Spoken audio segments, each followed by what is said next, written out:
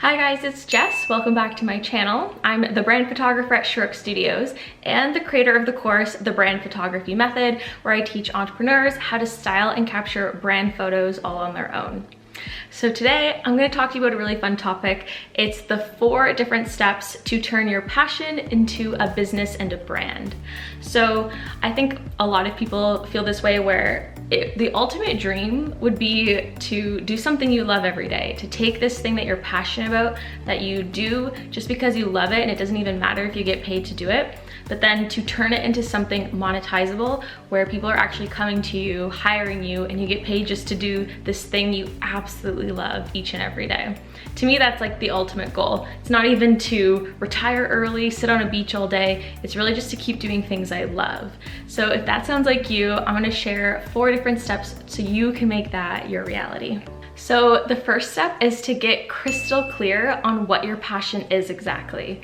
So maybe this means you're gonna have to just go out and try a bunch of things to actually discover what you're passionate about. You may wanna go try cooking or graphic design or photography or blogging or something tech related. It could be anything. But once you find out what your passion is, you wanna like refine it. You wanna get specific and definitely be open to pivoting directions. Once you learn more about yourself and you're actually, doing it, and you can see like, oh, I really like this, but maybe not quite this. And then you can kind of shift directions until you refine what that passion is and exactly what it is you want to do for work.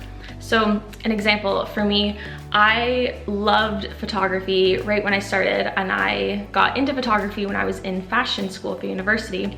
And I thought I loved fashion photography, that's the direction I wanted to go in.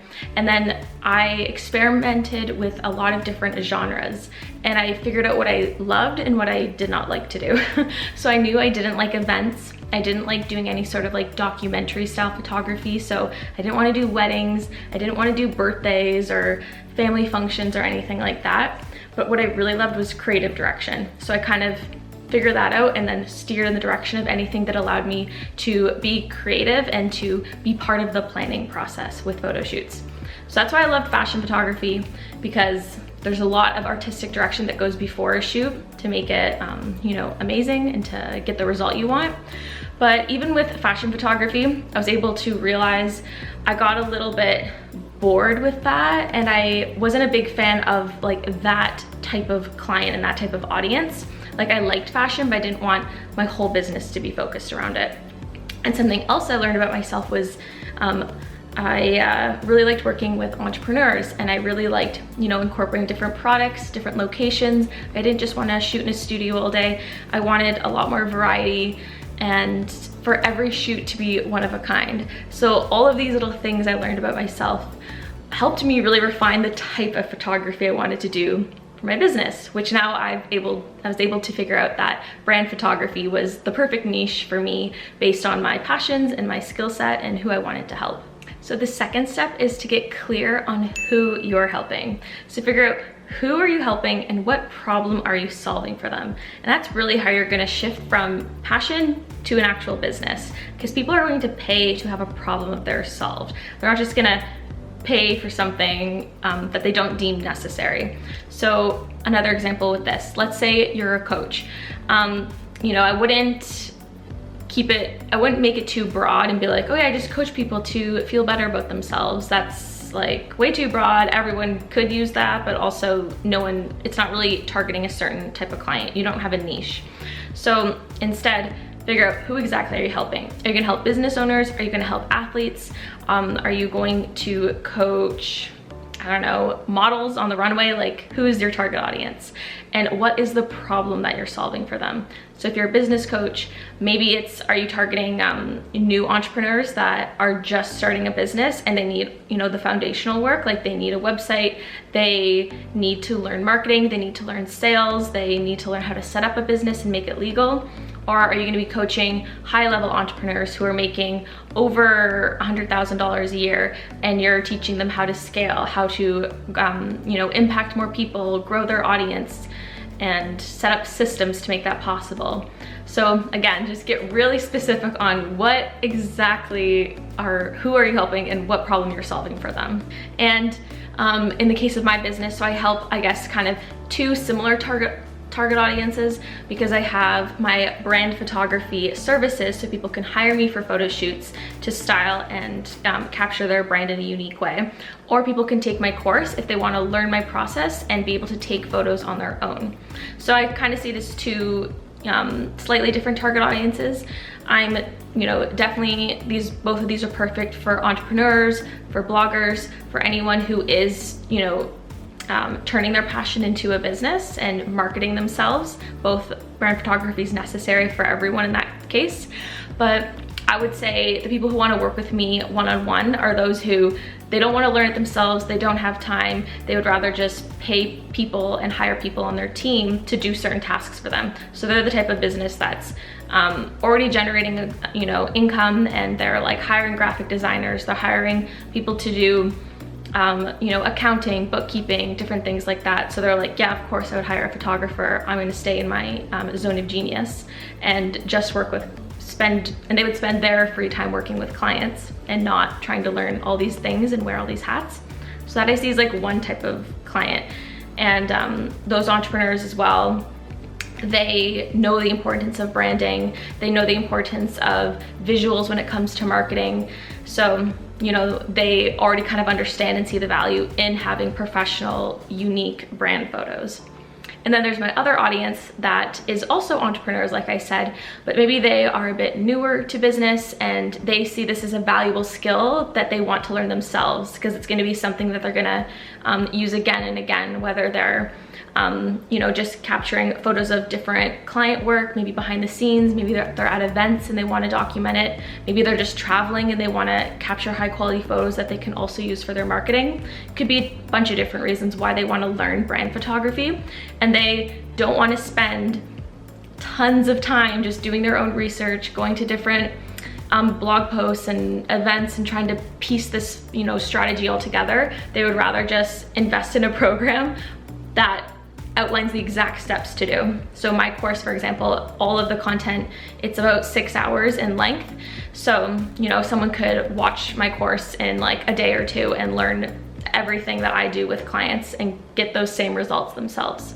So you can kind of see it's like similar audiences, but definitely two different needs and two different outcomes that they want. So the third step is to package your offering. I'm gonna read something off my phone because there's a few questions you need to ask yourself. First is, what are you selling? Is it a product? Is it a service? Is it a course? Is it a workbook? I don't know. What is it? And then next, how much does it cost? And what is the customer getting for that price? So again, this is all about becoming very clear on what it is that you're offering. So if you are a coach, are you gonna offer one-on-one coaching? Are you gonna host a mastermind? Is it gonna be a retreat or a 2-day event? Is it a week-long thing? Is it an online self-paced course? Is it certain workbooks?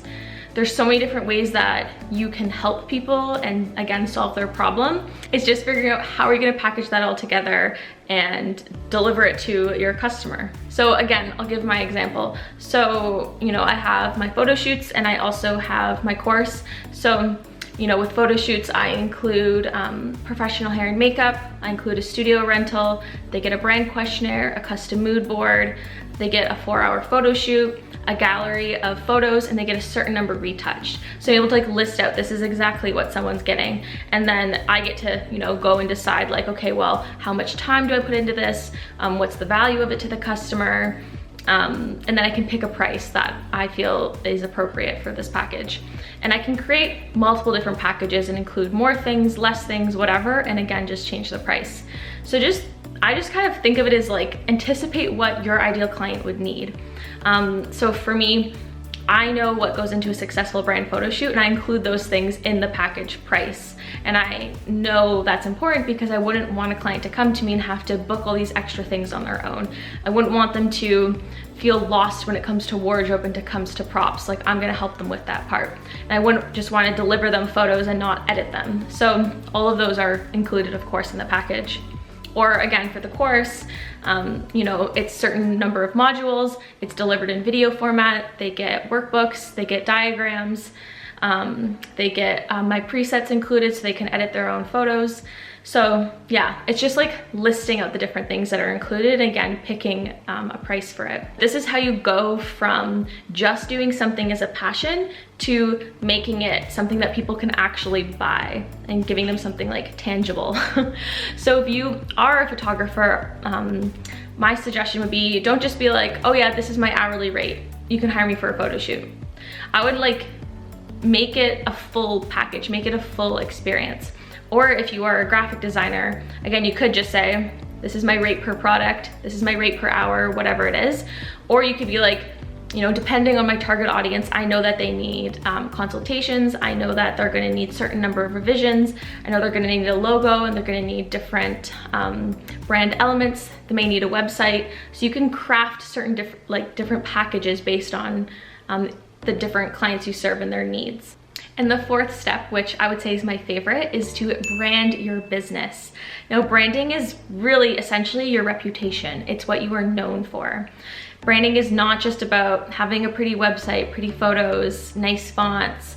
It's about every aspect of your brand being consistent, and people just, I guess, starting to recognize that and you're known for something. So different things that make up a brand. It's a combination of your message, your tone of voice, your offer, your style, the visual aspect of your brand, but also like the written part as well.